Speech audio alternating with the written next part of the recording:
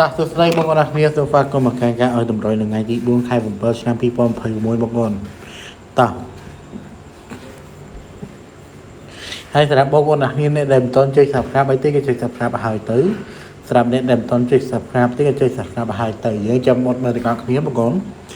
ហើយថ្ងៃនេះ admin សុំដាក់លេខរៀងលឿនបន្តិចដោយសារអីដោយសារតែ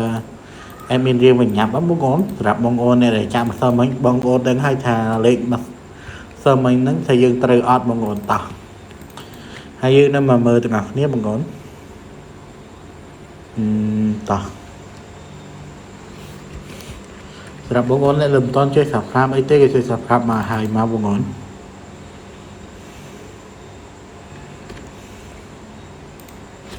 តោះលេខរបស់យើងលេខអុសរបស់យើងគឺយើងមានអុសក្នុងចិត្តហើយនិងអុសក្នុងកៅបងប្អូន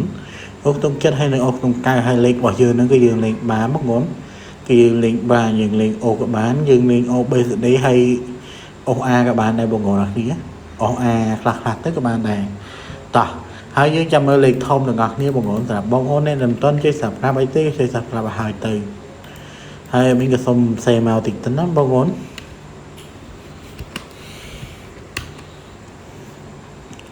តោះយើងចិត្តចេញមកលេខធំបណ្ដាបងប្អូន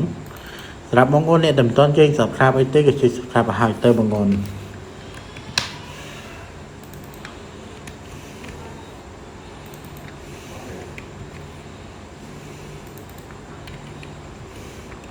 តោះលេខរបស់យើងលេខធំរបស់យើងលេខធំរបស់យើង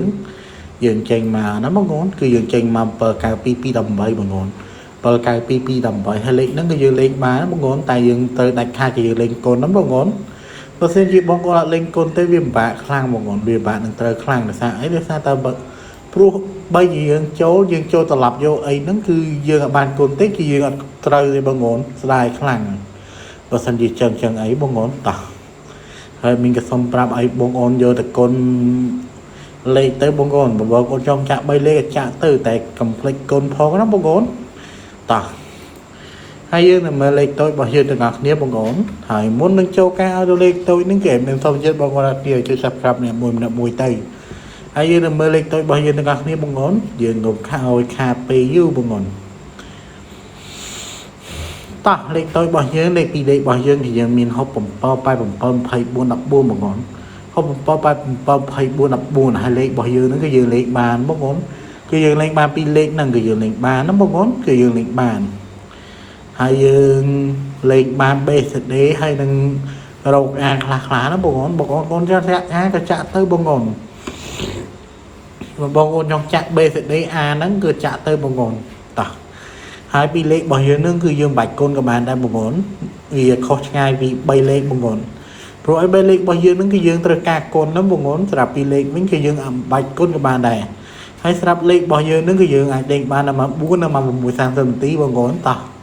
ជាចុងក្រោយគឺមានសុំចិត្តបងប្អូនអរគ្នាចុច Subscribe ម្នាក់មួយផងណាបងប្អូនដើម្បីទទួលបានការឲ្យតម្រុយជីវិតរៀងរាល់ថ្ងៃហើយយើងចាំជួបគ្នានៅថ្ងៃស្អែកតទៀតណាបងប្អូនមានសុំជូនពរបងប្អូនហេដល់គ្នាបងប្អូន